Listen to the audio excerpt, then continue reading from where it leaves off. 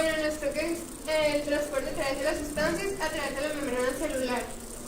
Para eso es importante saber que las células necesitan transportar desde la parte externa de la célula hacia dentro de la célula y desde dentro de la célula hacia afuera diversos tipos de sustancias como electrolitos, sales, agua, desechos o meter nutrientes para mantener viva la célula. Es una infinidad de cosas lo que realiza, pero para eso se necesita un transporte que sea constante y que sea fijo. Aquí vemos lo que es la parte de una membrana celular, en la que vemos que la mayor parte de la membrana está formada tanto por proteínas como por grasa. Esto es muy importante porque las sustancias, para que las atraviesen, tienen que ser muy parecidos a ese tipo de sustancias. Tienen que ser muy parecidos a la grasa o a las proteínas para que puedan ser transportadas desde dentro o hacia fuera de las células. Esto es muy muy importante. Tenemos dos tipos de transporte: la difusión simple y la ósmosis.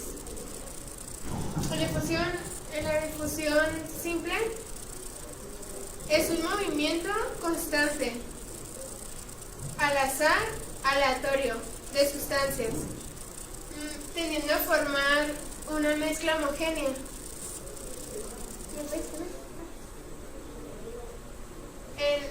En este ejemplo tenemos, si ponemos en un recipiente de vidrio, para que se ilustre mejor y se pueda ver el ejemplo, ponemos agua y ponemos una pastilla de colorante.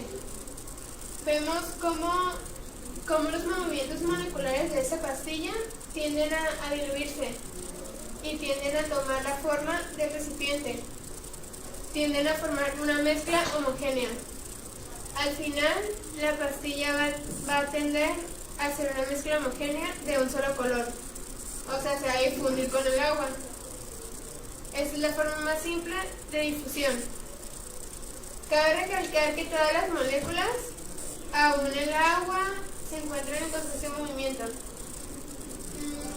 Lo podemos ver sobre todo en los puntos en que el agua se encuentra hirviendo, se encuentra en constante movimiento. Las células, las moléculas se encuentran en constante movimiento y lo vemos como las moléculas, ese movimiento cinético puede pararse en un momento.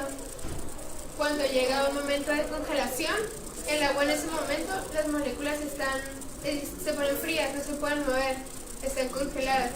Y si llega a tal grado de congelación, ya no se pueden mover. Pero si esas moléculas se vuelven a calentar, ir calentándose poco a poco, empiezan a moverse. Ese es el movimiento de las moléculas.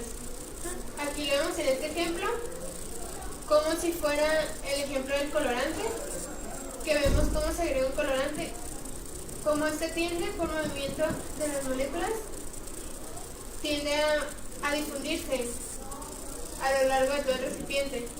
Esto representa un frasco, representaría el frasco anterior, en el que se le ponía agua y la pastilla del colorante. Tiende a formar una mezcla homogénea a lo largo de todo el frasco. Esta difusión simple tiene que tener una característica importante. Tiene que ser lo más parecido a la membrana celular.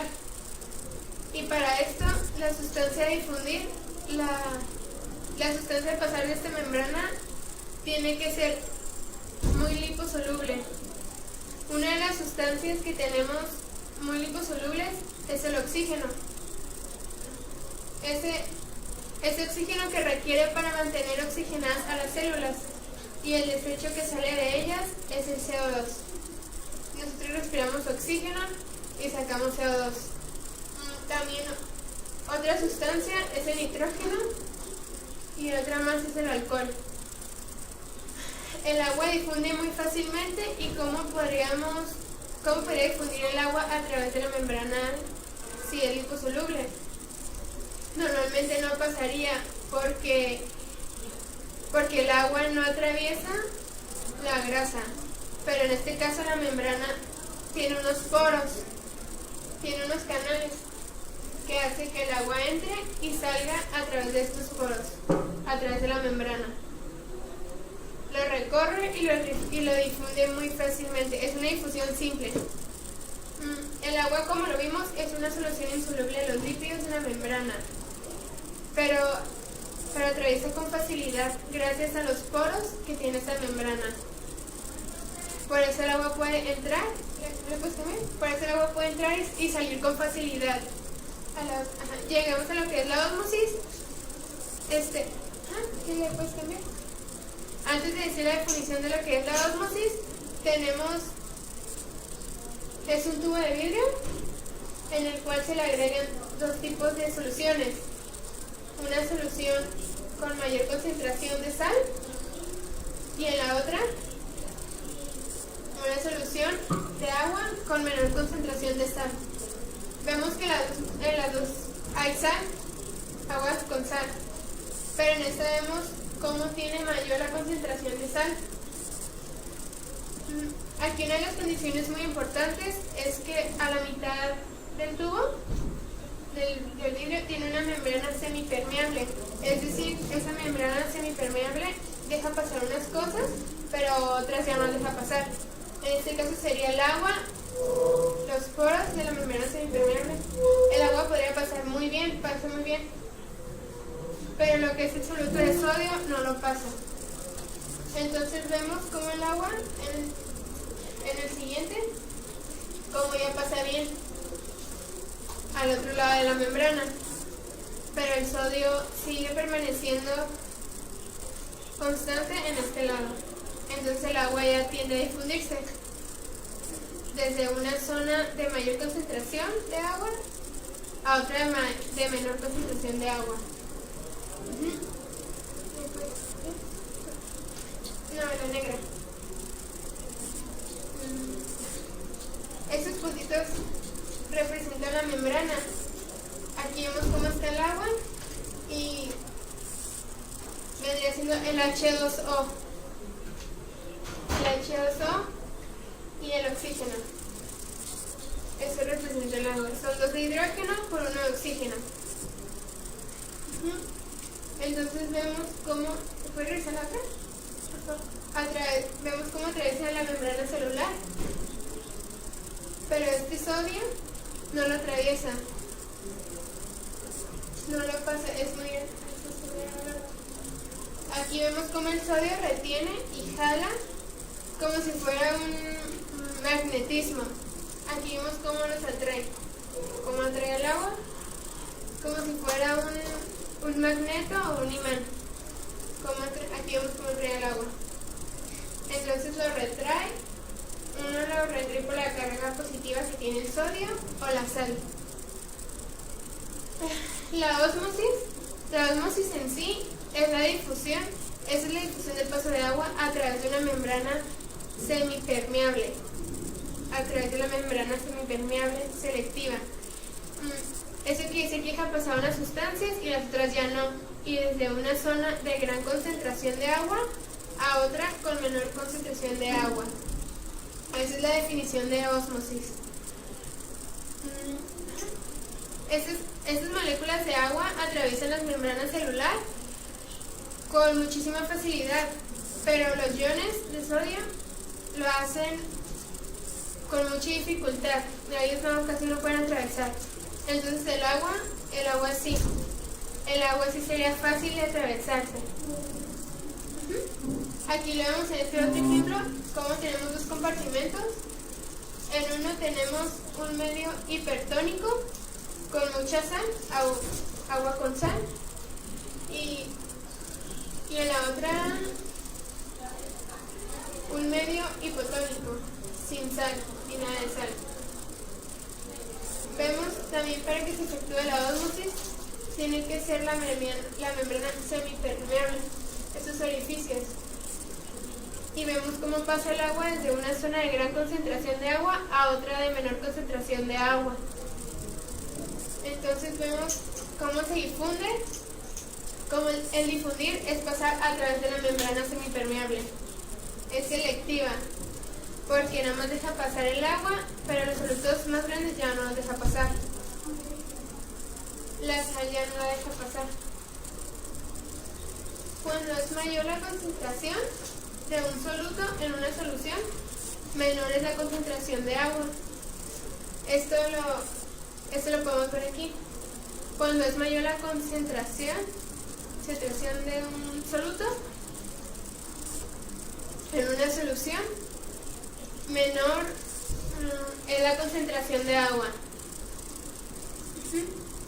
Y un soluto, los solutos pueden ser sólidos, líquidos o gaseosos.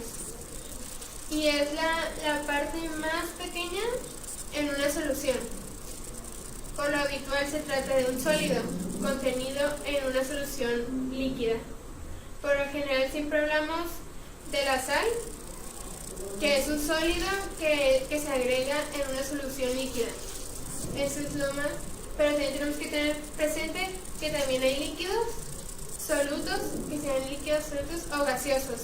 Sin embargo, el que mayormente, cuando hablamos de solutos, se refiere a un sólido que se le agrega a una solución líquida. Y se produce ósmosis desde el agua pura hasta la solución de agua con cloruro de sodio.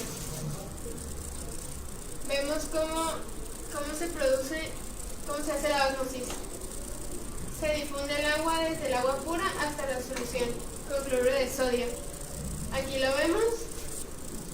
Como tenemos el primer recipiente, fue el primer ejemplo, donde agregamos agua pura y esta agua con sal. El soluto es la sal. El soluto es la parte sólida que se agregó al agua. Vemos también cómo el agua, si pasa a través de la membrana semipermeable, pasa con facilidad, pero el soluto, el sodio, no lo pasa. No lo pasa, en este caso era azúcar. Vemos cómo no lo pasa y el agua va a pasar a través de esta membrana. Puede ser cualquier soluto, puede ser agua, puede ser sal, pero en este caso es al 1% de azúcar. No importa el soluto. La ósmosis debe tener ciertos criterios para que este se llame ósmosis. 1. Debe haber una diferencia de concentración de solutos entre ambos lados de la membrana selectiva permeable. Es decir, debe de haber una diferencia de concentración.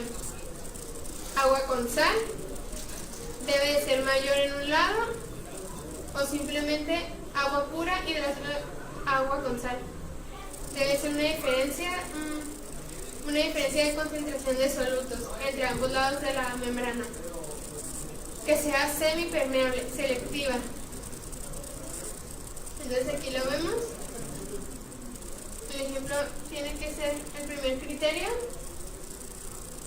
Debe haber la concentración, debe haber más concentración de un lado y del otro menor concentración. 2.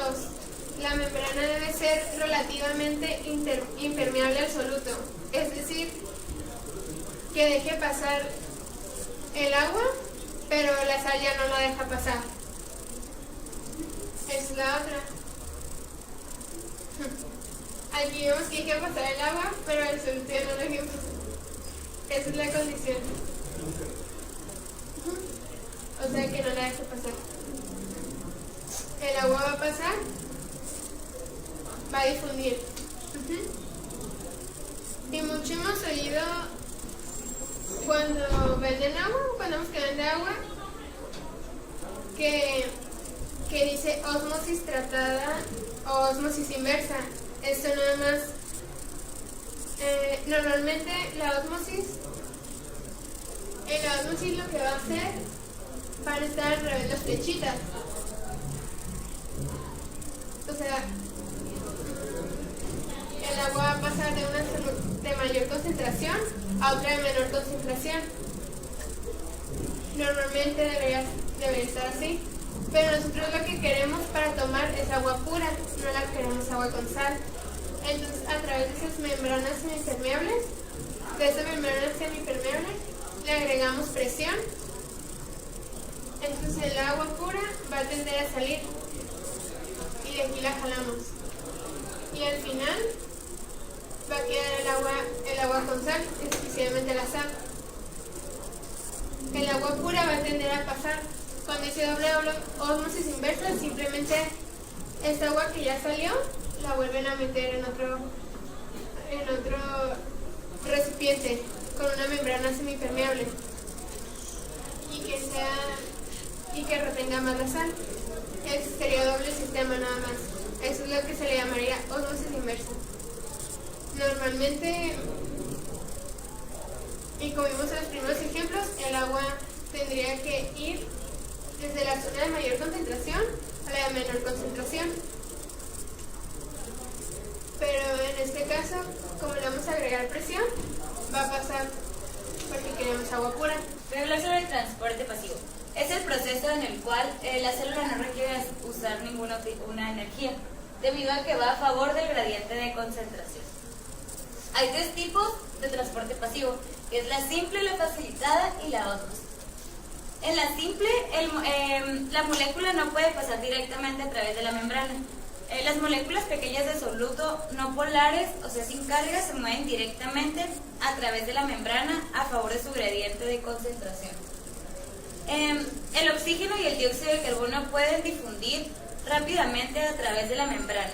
El movimiento de las moléculas en el fluido, desde las regiones de alta concentración hasta las de menor concentración, como es el caso del agua, y los gases disueltos como el oxígeno y el dióxido de carbono, y las moléculas liposolubles que son como el alcohol etílico y la vitamina A que cruzan la membrana con facilidad. Aquí en la imagen podemos ver el paso de la difusión simple. Al contrario de la difusión facilitada, pasa directamente y no necesita ningún canal ni una proteína transportadora. El proceso de difusión simple es de vital importancia para el transporte de moléculas pequeñas a través de las membranas celulares, ya que es el único mecanismo por el cual el oxígeno ingresa a las células que lo utilizan como aceptor final de electrones en la cadena respiratoria y uno de los principales mecanismos de regulación osmótica en las células. Mi nombre es Ricardo y les voy a hablar acerca del transporte activo. El transporte activo viene siendo el proceso del transporte de membrana mediante el cual la célula usa la energía para mover átomos, moléculas y iones en contra de un gradiente de concentración o gradiente electroquímico. El gradiente electroquímico vienen siendo los que van a promover el movimiento a través de membrana de solutos y el transporte activo es esencial para mantener la composición iónica de la célula y algunas sustancias de desecho pueden salir de la célula por medio de este proceso más bien. Y este transporte se lleva a cabo a través de las proteínas transportadoras de energía. Ok, yo les voy a explicar acerca del transporte activo primario. El transporte activo primario consta de bombas activadas por ATP llamadas ATPasas. Este tiene diferentes tipos que vendrían siendo las ATPasas tipo F, tipo V, tipo P y tipo ABC. Ok, la ATP sintasa es una bomba de tipo F. Utiliza gradientes de protones generados por otras proteínas para sintetizar ATP. Se encuentran en eubacterias, mitocondrias y cloroplastos. Las ATPasas tipo V se encuentran en vacuolas acídicas. Estos tienen principalmente dos funciones, que es acidificar los compartimentos en donde se encuentran y crear gradientes de protones a través de la membrana, proporcionando la energía para transportar los solutos acoplados. Un ejemplo del ATPasa tipo P vendría siendo la bomba de sodio y potasio. Las células animales utilizan la energía derivada de la hidrólisis del ATP para bombear sodio hacia el exterior. Esta proteína transportadora desempeña un papel vital en la economía energética de las células animales, ya que este representa el 30% o más del consumo total del ATP. Yo les voy a hablar del transporte activo secundario. En este tipo de transporte se aporta el transporte pasivo de una sustancia al transporte activo de otra. También se le llama transporte acoplado. Hay tres tipos de transportes activos secundarios. El primero es el uniporte. Un soluto en partículas se mueve directamente a través de la membrana en una dirección. El segundo es semiporte. Dos solutos diferentes se mueven a través de la membrana simultáneamente en el mismo sentido. Y el tercero, que es antiporte, que dos solutos diferentes se mueven a través de la membrana simultánea o secuencialmente en sentidos opuestos. Pues aquí es el uniporte, simporte y antiporte. Hola, ¿qué tal? Mi nombre es Edgar y en mi equipo les tocó exponer transporte a través de membrana. Bueno, pues antes de seguir con la exposición, tenemos que hacer lo que es la bicapa lipídica. Pues resulta ser de que esta bicapa se encuentra constituida por lo que son fosfolípidos.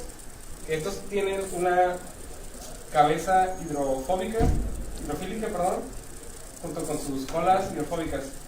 Pues estas dos monocapas se encuentran unidas, no unidas, más bien entrelazadas por las colas. Estas colas son hidrofóbicas, lo que hace que la bicapa sea una estructura anfipática. Bueno, pues en esta bicapa no cualquier soluto puede pasar. Tiene que reunir ciertas características por las cuales la bicapa puede pasar fácilmente. Bueno, pues las moléculas que pueden pasar fácilmente son las moléculas polares pequeñas, las moléculas que no tienen gran tamaño en realidad, las moléculas no polares, las moléculas hidrofóbicas y las no cargadas. Bueno, pues existen diferentes tipos de mecanismos para las moléculas que no pueden pasar por la difusión simple, que son dos tipos de transporte, el transporte activo y el transporte pasivo. Muy bien, pues la difusión facilitada es el transporte celular, donde es necesaria la presencia de una proteína periférica para que las sustancias atraviesen la membrana. Pues como pueden ver en esta imagen, aquí tenemos lo que son las proteínas intermembranales, que lo que es una proteína de canal. Esta proteína lo que hace, nos funciona, se puede hacer como dice el nombre, canal o algún túnel en el cual el soluto que está aquí de este lado de la bicapa atraviesa a través de la proteína de canal y llega al otro lado de la bicapa. Ese movimiento pues fue a través de la proteína de canal. Quedan también las que son las proteínas transportadoras. Estas proteínas se puede decir que regulan la entrada, pero funcionan como una puerta de doble entrada, en la cual se abre de este lado de la puerta, como ven aquí, entra la proteína aquí al centro, se vuelve a cerrar de este lado para que no vaya a haber alguna fuga, se puede decir, y el cual se abre del otro lado, del otro extremo, y entra la proteína de nuevo al otro lado de la bicapa. Entonces esto sería lo que es la difusión facilitada. La membrana celular es una bicapa lipídica formada por dos monocapas de lípidos. Son láminas planas que forman una barrera continua y delimitan a las células. Esta membrana posee fosfolípidos que tienen cabeza hidrofílica, quiere decir que le gusta el agua, y una cola hidrofóbica, y esto se refiere a que le asusta el agua. Que esto se presenta en una misma estructura, se le da el nombre que es carácter anfipático. Bueno, pues esta bicapa lipídica tiene proteínas embebidas, quiere decir que las tiene distribuidas aleatoriamente en todos lados. Son tres tipos de proteínas, las integrales, periféricas y de anclaje. Las integrales son transmembranadas, las periféricas están hacia el lado citoplasmático de la membrana y las proteínas de anclaje están unidas a lípidos. Estas son covalentamente. Bueno, pues la bicapa tiene tres tipos de lípidos, que son los fosfolípidos, esfingolípidos y el colesterol. El colesterol regula la permeabilidad de la bicapa, ya que según la cantidad de este será la permeabilidad. Si hay mucho colesterol, mayor será la permeabilidad y casi no atravesarán la bicapa las sustancias. Los carbohidratos que tienen la membrana se dividen en glucolípidos y glucoproteínas. Siempre está en la cara externa.